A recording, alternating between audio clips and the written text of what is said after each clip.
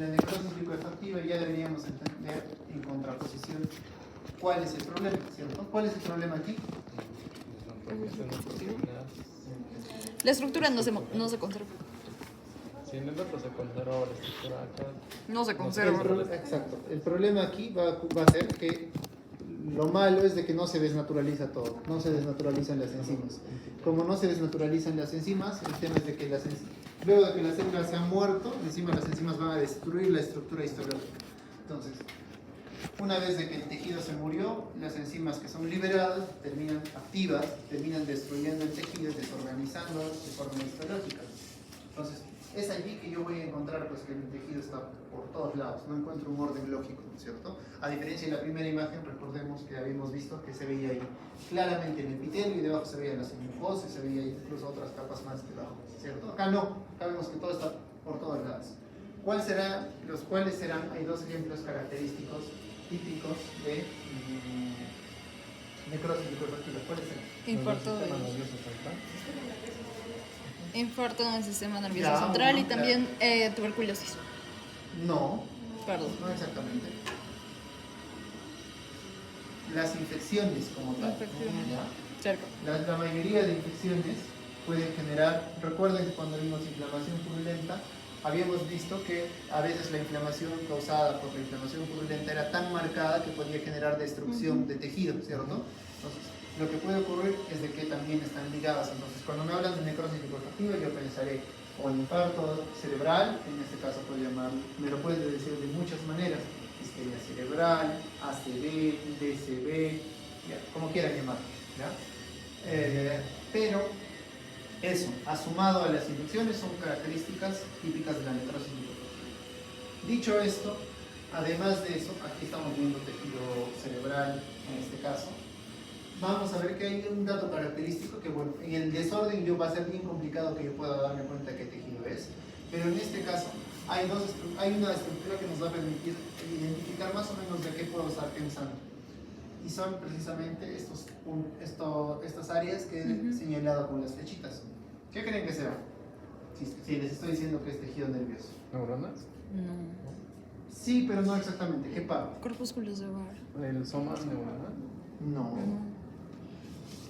¿Cómo se llama? Entonces, ¿tiene que ver con la Corpúsculos neurona? de Nissl. No sé si son de Barr o de Nissl, Cuerpos de pero Nissl. cuerpos de Nissl. No. El núcleo de la neurona. ¿Qué? No, no es un No núcleo. es el núcleo. No es un núcleo. Diablos. ¿Qué creen que son? Ya, lo que ocurre es que cuando generamos desnaturalización, ¿ya? La parte de la neurona tiene componentes. O sea, digo que está bien que es neurona, pero no es solo, o sea, no es íntegramente la neurona.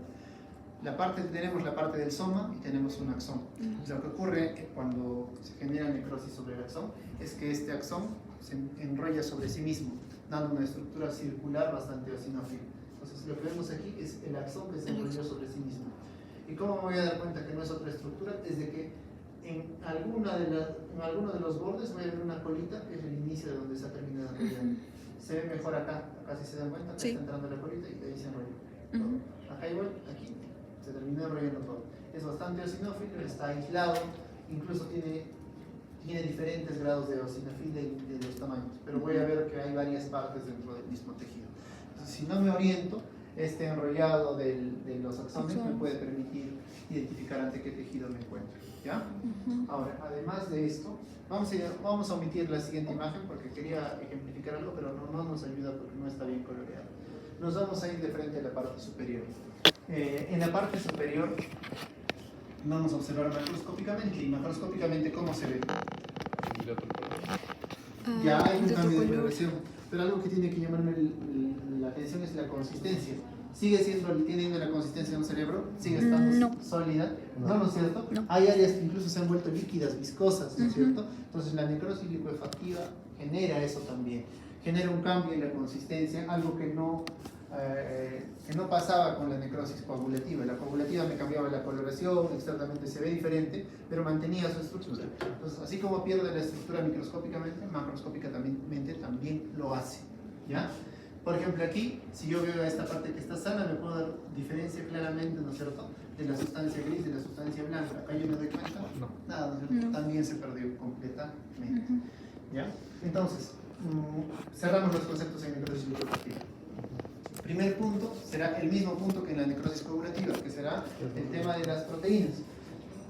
Hay desnaturalización de proteínas estructurales, ¿no es cierto?, pero no enzimáticas. Es decir, no enzimáticas tienen que estar, aunque sea con un subrayo, rojo, lo que quieran, porque esa es la principal diferencia. ¿Ya?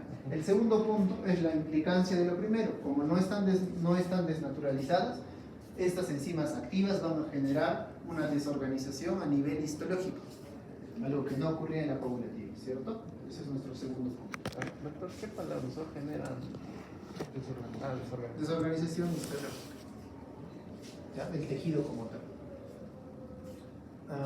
¿Ya? Entonces, hasta ahí nuestro segundo punto. Nuestro tercer punto nos va a hablar de cómo se ve macroscópicamente, ¿cierto? Macroscópicamente también hay un cambio de consistencia,